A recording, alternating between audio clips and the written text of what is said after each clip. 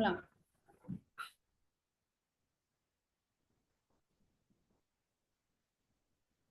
Assalamualaikum warahmatullahi wabarakatuh. Kami dari kelompok 4 akan membahas salah satu epidemiologi penyakit menular, yaitu penyakit hepatitis. Saya akan memperkenalkan teman-teman dari kelompok 4. Yang pertama ada Nurul Muludina Jafni dengan NIM 004. Yang kedua ada Nurul Hikmah Raudani dengan NIM 045. Yang ketiga ada Atika Saleh, saya sendiri sebagai moderator dengan NIM 021. Dan ada Sri Wahyuni dengan NIM 148. Pertama-tama saya akan menjelaskan gambaran epidemiologi. Di sini yang dimaksud orang, tempat, dan waktu. Yang pertama orang. Faktor epidemiologi hepatitis sangat bergantung pada jenis virus yang menyebabkannya. Hepatitis A cenderung memengaruhi anak-anak di negara-negara berkembang, terlibat dalam perilaku berisiko. Hepatitis E lebih sering menyerang wanita hamil. Uh, Hepatitis A ini memengaruhi anak-anak di negara-negara berkembang, di mana kondisi kebersihan dan sanitasinya menemukan pada orang dewasa yang terlibat dalam perilaku berisiko seperti penggunaan narkoba suntik atau hubungan seksual tanpa pengaman.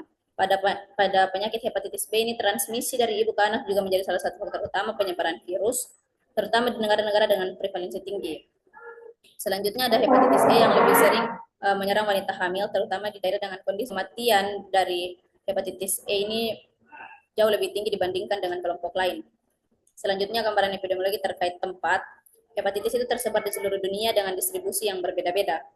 Hepatitis tersebar lebih banyak ditemukan di negara-negara kondisi sanitasi yang buruk, terutama di Asia Tenggara, Afrika, dan Amerika Latin. Prevalensi hepatitis B tertinggi terdapat di wilayah Asia Timur, Afrika Sub-Sahara, dan wilayah Timur Tengah. Sebaliknya, hepatitis C ini sering ditemukan di negara-negara dengan narkoba suntik, seperti di beberapa wilayah di Eropa Timur dan Amerika Latin. Selanjutnya, hepatitis D hanya dapat berkembang pada individu yang sudah terinfeksi hepatitis B, sehingga untuk hepatitis E lebih umum di Asia Selatan, Afrika, dan beberapa negara di Asia Timur, terutama di wilayah-wilayah yang mengalami masalah sanitasi serius. Selanjutnya ada gambaran epidemiologi terkait waktu. Waktu terjadinya infeksi hepatitis itu bervariasi tergantung pada jenis virus. Hepatitis A dan hepatitis E cenderung menunjukkan pola musiman.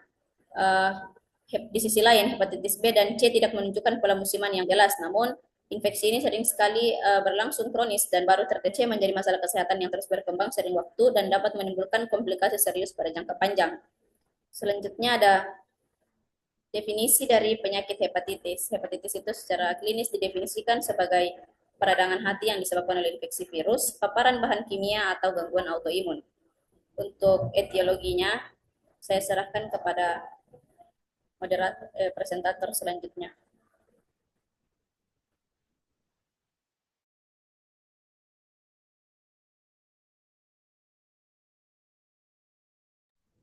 Silakan kepada Nur Maulidina Jafni menjelaskan tentang etiologi penyakit hepatitis dan materi selanjutnya. Baik, untuk selanjutnya yaitu materi etiologi. Etiologi merupakan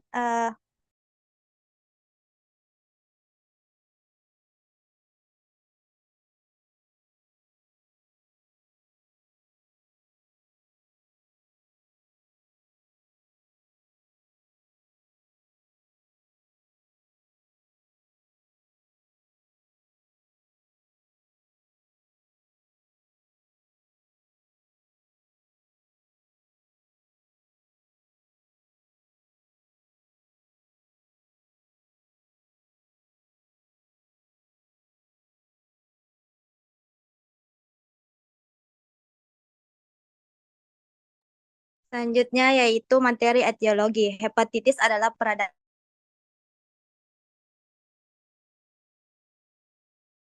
hepatitis mencakup infeksi virus, autoimunitas, penggunaan alkohol berlebihan, paparan zat beracun, penggunaan obat-obatan tertentu, penyakit hati lemak non-alkoholik, dan gangguan metabolisme serta faktor.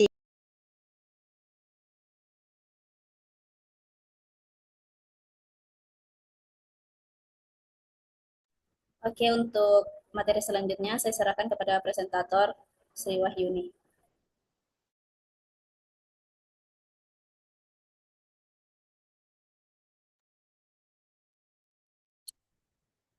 Baik, selanjutnya manifestasi klinis. Yang pertama itu tahap tahap kerentanan.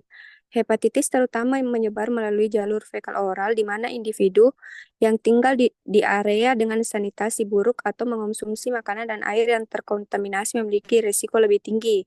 Yang kedua yaitu tahap subklinis. Setelah paparan virus, masa inkubasi berlangsung antara 2 hingga 6 minggu. Pada periode ini, virus mulai bereplikasi di hati tanpa menimbulkan gejala yang jelas. Yang ketiga yaitu tahap klinis. Yang pertama, gejala awal. Pasien mungkin mengalami demam, malaise, mual, muntah, dan ketidaknyamanan perut.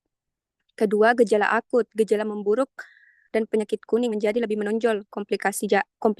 Yang terakhir, komplikasi. Jarang hepatitis A dapat menyebabkan manifestasi ekstrahepatik seperti cedera ginjal akut atau kolestasis berkepanjangan. Namun ini jarang terjadi. Yang keempat yaitu tahap pemulihan, cacat, atau kematian. Sebagian besar kasus hepatitis A bersifat self-limiting, dengan pasien pulih sepenuhnya dalam beberapa minggu hingga bulan. Yang kedua itu kasus parah mungkin menyebabkan gagal hati akut, meskipun ini jarang terjadi. Pada kasus ini, tidak terjadi cacat jangka panjang atau kematian dan pasien sembuh total.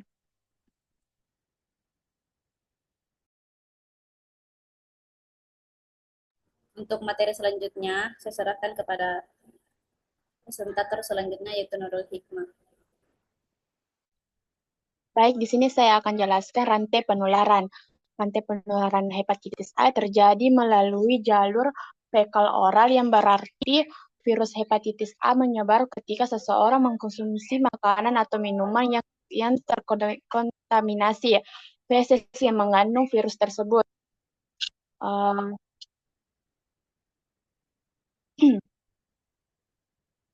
Kontaminasi ini biasanya terjadi di lingkungan dengan sanitasi yang buruk atau tidak memadai, di mana air atau makanan mudah tercemar oleh feses manusia. Adapun upaya pencegahan dan penanggulangan, yang pertama itu ada promosi kesehatan. Penyuluhan kesehatan kepada masyarakat, khususnya kader kesehatan, merupakan salah satu bentuk promosi kesehatan yang efektif. Yang kedua itu ada perlindungan spesifik. Vaksin hepatitis merupakan cara perlindungan yang sangat efektif dalam mencegah penularan virus hepatitis yang banyak ditemukan di Indonesia. Yang ketiga, diagnosis dini dan pengobatan tepat waktu. Diagnosis dini dapat dilakukan melalui program screening hepatitis di komunitas. Adapun yang keempat itu ada pembatasan cacat. Pembatasan kecacatan ini adalah upaya untuk mencegah kondisi hepatitis yang sudah ada agar tidak berkembang menjadi komplikasi yang lebih serius, seperti sirosis atau kanker hati. Yang terakhir itu ada rehabilitasi. Rehabilitasi ini bertujuan untuk membantu pasien yang telah menderita hepatitis dalam memulihkan fungsi hati mereka dan mencegah komplikasi lebih lanjut. Baik, saya akan membacakan kesimpulan dari presentasi hari ini, di mana hepatitis merupakan penyakit hati yang disebabkan oleh berbagai faktor baik infeksius seperti virus hepatitis A, B, C, D, dan E, maupun non-infeksius seperti konsumsi alkohol berlebihan, obat-obatan tertentu, autoimun, dan gangguan metabolik. Penyakit ini dapat bersifat akut atau kronis tergantung pada penyebab dan lamanya infeksi. Pencegahan hepatitis, terutama yang disebabkan oleh infeksi virus, dapat dilakukan melalui vaksinasi, pola hidup sehat, dan kesadaran terhadap penggunaan obat-obatan atau zat kimia berbahaya. Baik, saya tutup presentasi kali ini dengan ucapan wassalamualaikum warahmatullahi wabarakatuh.